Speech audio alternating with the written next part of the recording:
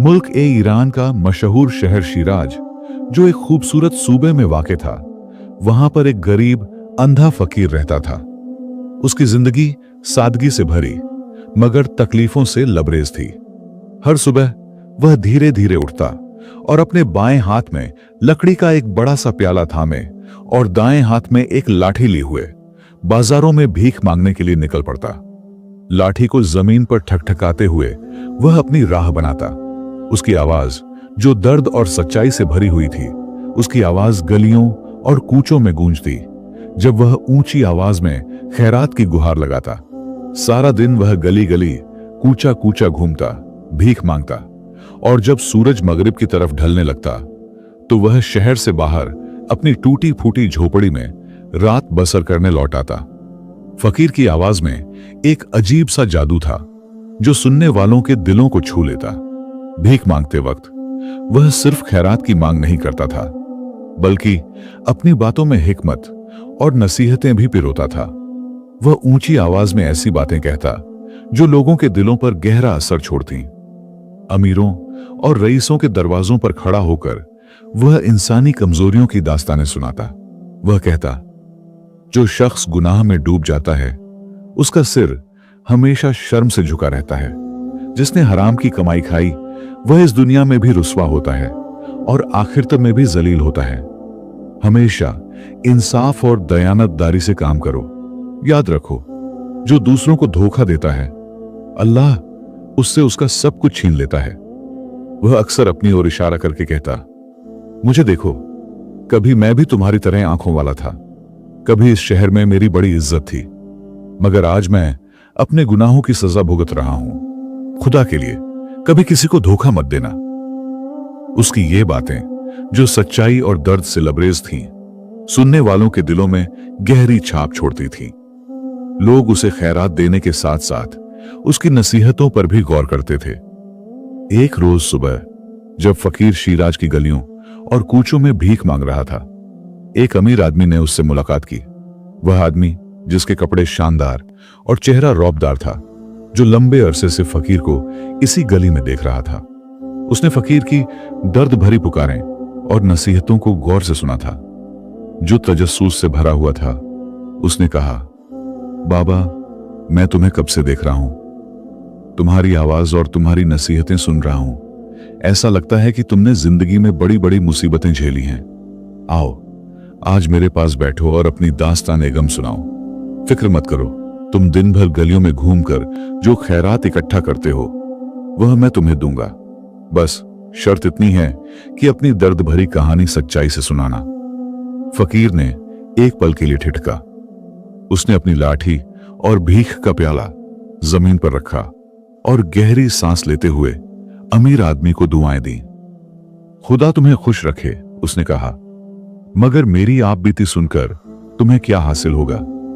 बस मेरी नसीहतों पर अमल करो, जो मैं भीख मांगते वक्त कहता हूं। मैं ऐसा जलील और संगदिल शख्स हूं कि मेरी कहानी सुनने के बाद शायद तुम मुझे हिकारत की नजर से देखो और अपने पास से निकाल दो। अमीर आदमी ने उसे यकीन दिलाया, हरगिज नहीं, मैं तुम्हारे साथ ऐसा सलूक नहीं करूंगा, बल्कि मैं तुम्हारी कहानी सुनकर जिंदगी की हकीकत को और करीब से समझना चाहता हूं। फकीर ने एक ठंडी आह भरी और अपनी दास्तान शुरू की। जनाब, उसने कहा, मैं इसी शहर शिराज का रहने वाला हूं। मैं अपने मां बाप का इकलौता बेटा था। मेरी परवरिश बड़ी शान और मोहब्बत से हुई थी। मेरी मां मुझे छोटा सा छोड़कर ही मर गई थी और मेरी देखभाल करने वाला मेरे बाप के सिवा कोई ना था। मेरा बाप निहायत गरीब आदमी था। सारा दिन मेहनत मजदूरी करके बाजारों में छोटी मोटी चीजें बेचता, मगर वह बड़ा मेहनती और दयानतदार था। खुदा ने उसकी मेहनत को रंग दिया और आहिस्ता आहिस्ता उसका कारोबार तरक्की करने लगा। उसने कुछ पैसे जोड़े और शहर के बड़े बाजार में एक दुकान खरीदी। कुछ अरसे बाद उसने जवाहरात की खरीद फरोख्त शुरू की। फकीर ने अपनी कहानी को आगे बढ़ाया। मेरे बाप की ईमानदारी और शराफत की सारे शहर में धूम थी। दूसरे ताजिर और जौहरी उसे जुबानी वादे पर हजारों लाखों के जवाहरात दे दिया करते थे। मुल्क भर में उसकी इज्जत थी। रफ्ता रफ्ता वह इस मुल्क का सबसे दौलतमंद जौहरी बन गया। मुझे उसने हमेशा अपने साथ कारोबार में शामिल रखा। उसने मुझे तिजारत की बारीकियां सिखाई और कहा, बेटा, यह सारी दौलत मेरी जितनी है उतनी ही तुम्हारी भी है, मगर याद रखो, मेहनत और ईमानदारी कारोबार की जान है। जब तक तुम इन बातों पर अमल करते रहोगे कोई तकलीफ नहीं आएगी। लेकिन अगर नौजुबिल्लाह तुमने बेईमानी की, लोगों को धोखा दिया, वादों को तोड़ा, तो समझ लो कि एक दिन यह सारी दौलत तुम्हारे हाथ से चली जाएगी और तुम खुदा और उसकी मखलूक के सामने रुस्वा हो जाओगे। मैं उसकी नसीहतें सुनता और उन पर अमल करने का वादा करता। फकीर की आवाज में दर्द और पछतावा साफ झलक रहा था। उसने बताया कि कैसे उसके बाप ने उसे ईमानदारी और मेहनत का सबक दिया, मगर उसकी जिंदगी ने एक ऐसा मोड़ लिया जिसने उसे इस अंधेपन और फकीरी की हालत में लाकर खड़ा कर दिया। अमीर आदमी उसकी कहानी को गौर से सुन रहा था, यह महसूस करते हुए कि फकीर की दास्तान में गहरे सबक छिपे हैं। फिर फकीर ने अपनी कहानी को आगे बढ़ाते हुए कहा कि कुछ अरसे बाद मेरे बाप को मोतियों की खरीद के लिए दूसरे मुल्कों में सफर करना पड़ा। वह कारोबार में बड़ा माहिर था, मगर खुदा की मर्जी से वह बीमार पड़ गया और चंद दिनों में इंतकाल कर गया। उसके जाने के बाद मेरी दुनिया अंधेरी हो गई। ऐसा लगा जैसे मेरे होशो हवास छिन गए हों। हर वक्त उसकी सूरत मेरी निगाहों के सामने रहती। मैं एक कोने में बैठकर आंसू बहाता रहता, मगर आहिस्ता आहिस्ता मैंने खुद को संभाला। मैंने अपनी दुकान की तरफ तवज्जो दी। दोस्तों और पड़ोसियों ने मेरा हौसला बढ़ाया और वे तमाम ताजिर जो मेरे बाप के वक्त जवाहरात बेचने आते थे अब मेरे पास आने लगे। शुरुआत में फकीर ने बताया, मैंने अपने बाप की वसीयत के मुताबिक ईमानदारी से कारोबार चलाया, मगर फिर मेरे दिल में दौलत की हवस जाग उठी। मैं चाहता था कि मेरी दुकान की तिजोरियां सोने की अशरफियों और जवाहरात से ठसाठस भरी हों। मैं उन्हें देखकर सुख और इत्मीनान महसूस करना चाहता था। यह लालच दिन ब दिन बढ़ता गया और मैं अपने बाप की तमाम नसीहतें भूल गया। मैंने कारोबार में बेईमानी शुरू कर दी। फकीर ने बताया कि कैसे उसने ग्राहकों को धोखा देना शुरू किया। मैंने महसूस किया कि धोखे और फरेब से मैं जल्दी दौलत कमा सकता हूं।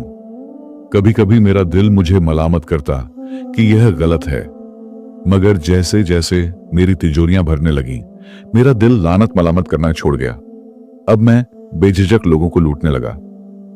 एक रोज की बात है, जब फकीर अपनी दुकान पर बैठा था, एक शख्स उसकी दुकान पर आया जिसका लिबास फटा पुराना था और चेहरा रंजो गम से भरा हुआ। उसने फकीर को सलाम किया और अपनी गठरी से एक कीमती लाल निकालकर उसके सामने रख दिया। फकीर ने बताया, मैंने बचपन से जवानी तक तमाम तरह के जवाहरात देखे थे, मगर ऐसा नायाब लाल कभी नजर नहीं आया। वह लाल इतना कीमती था कि शाही खजानों में भी शायद ही मिले। मेरा दिल उस लाल को देखकर ललचा गया, मगर मैंने मक्कारी से काम लिया। मैंने बेपरवाही से लाल को देखा और माथे पर बल डालकर कहा, यह क्या ले आए हो? इसमें क्या खास बात है? इसका रंग एक सा नहीं, कहीं हल्का है कहीं गहरा। इसका वजन भी कुछ खास नहीं, और सबसे बड़ी बात, इसमें कई ऐब हैं। अगर ये ऐब न होते तो यह लाखों की कीमत का होता, मगर अब इसकी कीमत 500 अशरफियों से ज्यादा नहीं। उस शख्स ने निराश होकर कहा, जनाब, मैंने सोचा था कि आप इसकी सही कीमत बताएंगे। यह मेरा आखिरी नगीना है जो मेरे बुरे वक्त में मेरे पास बचा है। फकीर ने उसकी मजबूरी का फायदा उठाया और सिर्फ 20 अशरफियों में वह लाल हथिया लिया। उसने लाल को तिजोरी में बंद किया और खुशी से चिल्लाया, वाह रे मेरे मौला, सुबह सुबह कैसा नायाब धंधा करा दिया। मगर यह बेईमानी फकीर के लिए मुसीबत का सबब बनने वाली थी। 2 दिन बाद जब वह अपनी दुकान पर बैठा था, एक घुड़सवार उसकी दुकान के सामने से गुजरा। अचानक वह घोड़े से गिर पड़ा और बिना आवाज किए मर गया। बाजार में हड़कंप मच गया। लोग दौड़ते हुए आए और फकीर को घेर लिया, क्योंकि वह घुड़सवार के गिरते ही दुकान से निकलकर उसके पास पहुंच गया था। उसका इरादा लाश की जेब से कुछ लूटना था, मगर लोगों ने उसे कातिल समझ लिया। फकीर ने लाख सफाई दी, मगर किसी ने उसकी एक न सुनी। शहर का कोतवाल सिपाहियों के साथ पहुंचा। कोतवाल से फकीर की पुरानी रंजिश थी, क्योंकि उसने एक बार कोतवाल की बीवी से सोने के हार की 4 गुना कीमत वसूल की थी। कोतवाल ने उसे गिरफ्तार कर लिया और शहर के हाकिम की अदालत में पेश किया। हाकिम भी फकीर से नफरत करता था, क्योंकि एक बार फकीर ने उसे बेइज्जत करके दुकान से निकाल दिया था। हाकिम ने बिना तहकीकात के फकीर को सजा-ए-मौत का हुक्म सुना दिया। फिर फकीर को कोठरी में बंद कर दिया गया, जहां उसे सुबह सजा-ए-मौत दी जानी थी। वह अपनी जिंदगी से मायूस हो चुका था। आधी रात को कोठरी का दरवाजा खुला और हाकिम अकेले अंदर दाखिल हुआ। फकीर ने उसे देखकर मिन्नत की, हुजूर, मैं बेगुनाह हूं, मेरे ऊपर रहम कीजिए। हाकिम ने ठहाका लगाया और कहा, तुम बड़ा बदमाश और मक्कार शख्स हो। मैं कब से चाहता था कि तुम मेरे फंदे में फंसो। अब सुबह सूरज निकलने से पहले तुम्हारी गर्दन उड़ा दी जाएगी। फकीर ने गिड़गिड़ाते हुए कहा, हुजूर, मैं अपने गुनाहों पर नादिम हूं। एक बार मैंने आपसे बदसलूकी की थी, उसकी माफी मांगता हूं। हाकिम ने तंज कसते हुए कहा, माफी से काम नहीं चलेगा। हमने सुना है कि तुमने बड़ी दौलत जोड़ी है, उसमें हमारा हिस्सा है या नहीं? फकीर समझ गया कि हाकिम रिश्वत मांग रहा है। उसने कहा, मेरी सारी दौलत आपके लिए है, जो हुक्म करें वह पेश कर दूंगा। हाकिम ने कहा, ठीक है, अपने आदमी के साथ दुकान जाओ और 1 लाख अशरफियों के जवाहरात थैली में भरकर मेरे हवाले कर दो। फिर मैं गवाहों का इंतजाम करूंगा, जो यह साबित करेंगे कि तुमने उस घुड़सवार को नहीं मारा। इसके बाद तुम्हें रिहा कर दिया जाएगा। फकीर ने हाकिम की बात मान ली और 1 लाख अशरफियों के जवाहरात रिश्वत में देकर अपनी जान बचाई। मगर इस वाक्य ने फकीर को सबक नहीं सिखाया, बल्कि उसका लालच और बढ़ गया। उसने सोचा कि 1 लाख अशरफियों का नुकसान जल्द से जल्द पूरा करना है।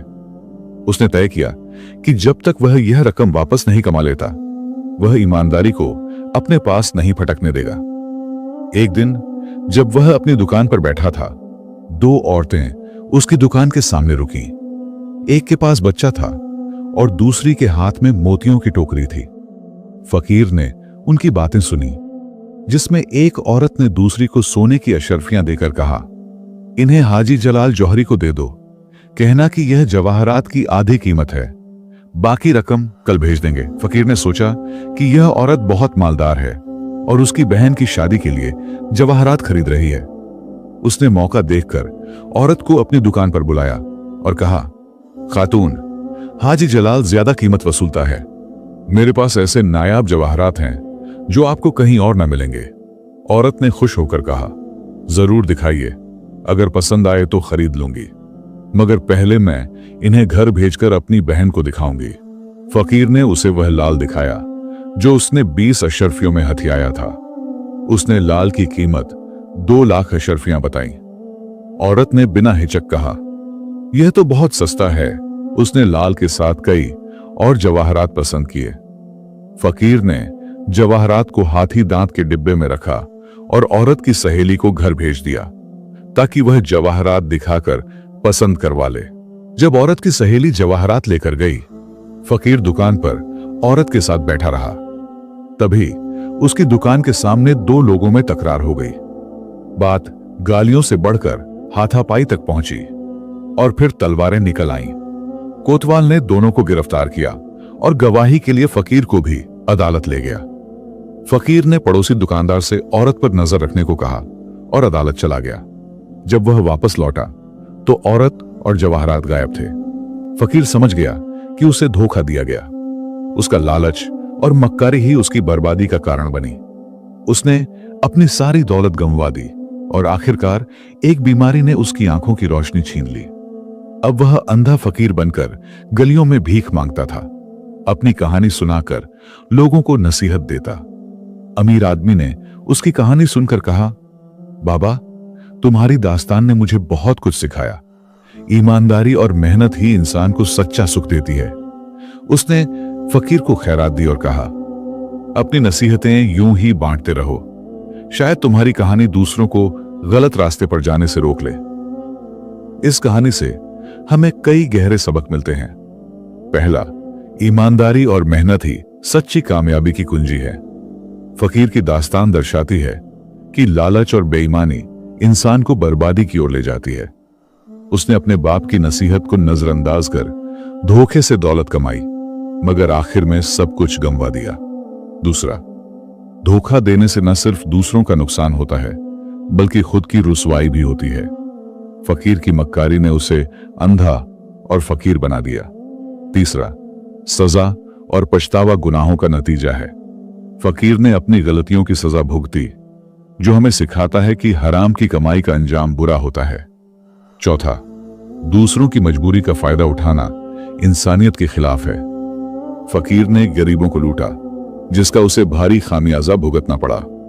अंत में यह कहानी हमें इंसाफ, दयानतदारी और नेकी के रास्ते पर चलने की नसीहत देती है, ताकि हम दुनिया और आखिरत में रुसवा न हो।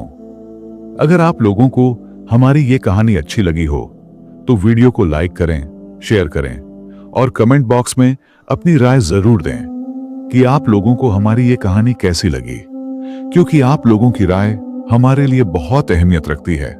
और हमारे YouTube चैनल MS वॉइस को सब्सक्राइब जरूर करें। शुक्रिया।